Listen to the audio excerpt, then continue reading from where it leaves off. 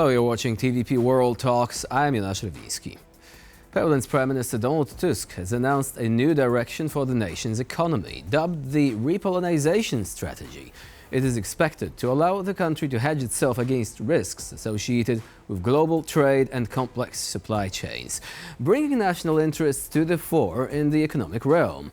Along with the recently announced deregulation initiative, this plan is expected to shield the country against the vagaries of the changing world. But how much needs to be done to bring these ideas into reality? Joining us here today is Artur Nowak-Far from the Warsaw School of Economics. Hello and welcome to TVP World. Hello. So this is very much a new kind of rhetoric coming from the Polish government. Let me bring a few quotes here. Capital has nationality.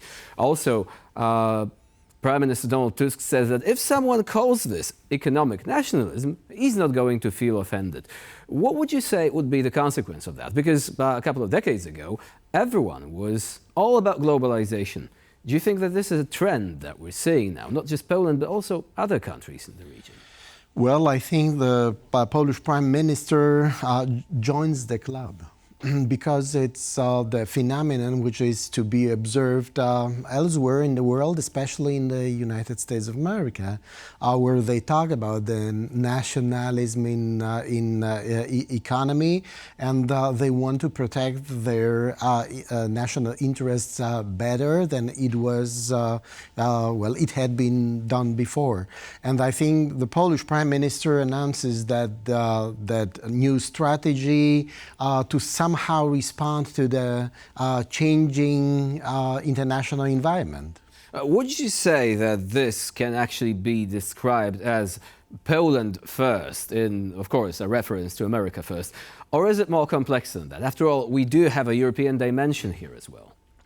It is much more well complex than just well following the rhetoric of well, let's make Poland great again or whatever. Also not imposing any tariffs. Like that. Yeah, that's exactly the case. The tariffs are up to be decided by the European Union. We are in the customs union here in Europe. But well, I think that we have to be a little bit more vigilant to what will be said in the near future to rectify that announcement which has already been made, because that would maybe respond to some questions which we may have regarding what it really means. And also what the European Union is going to say about this. I mean, in the past, some projects that were ambitious economically would be struck down due to very stringent antitrust law, for example. Public aid was another issue. The European Commission has to be notified of certain projects. Do you think that this sort of strategy is going to be welcomed by the EU? Is the EU itself going to actually adjust to the changing economic realities of today? Well, my response, maybe not very typical, would be why not? Because the European Commission, which is the guardian of those rules, would most likely wait till further announcements of more details about the Polish ideas. And, well, protecting your interests, economic interests, may mean anything, actually. Also could mean that we are better in promoting the interests in a very well, legalistic way in the European Union. It would also mean that we would, in order to make Poland stronger and the interest more pronounced internationally, we would, well, care about the size of the public sector in the Polish economy, because we have that problem. We have that problem of too much state in the economy, where the state is responsible for example, producing sweets for cotton candies, because, well, it owns a factory which is really doing that. And, well, in my opinion, the Prime Minister talks not about that. He talks about, investigating whether we fully control the important elements of the international value chain, which is important for our economy. And what he wants to maybe announce is well, we should not be as comfortable as we should be with regard to that, and it will need to be improved. No more naive globalization. He said that we should abandon this sort of approach. But you raised a very interesting question that sometimes the state actually is present in too many sectors. But on the other hand, if we had taken a very liberal approach to the economy and basically got rid of companies which form part of the state assets today, wouldn't have the tools to implement programs like these. I mean, in some countries, you have the energy sector being privatized, which means less state control. Now, would this be a welcome situation today, or is it actually better than that the state does retain control over strategic companies? Because in times like these, it can adapt and adjust its stance more readily. Well, you're absolutely right when you assume or make an assumption in your question that it's quite important nowadays that the state retains this control of the strategic assets. That should not be considered an absolute something, but something which is to be seen in the broader context. The world is changing. The world is evolving. We have new challenges. We have to take care about the energy supplies and so on, name it. And well, those strategic assets will have to be kept very closely to the chest.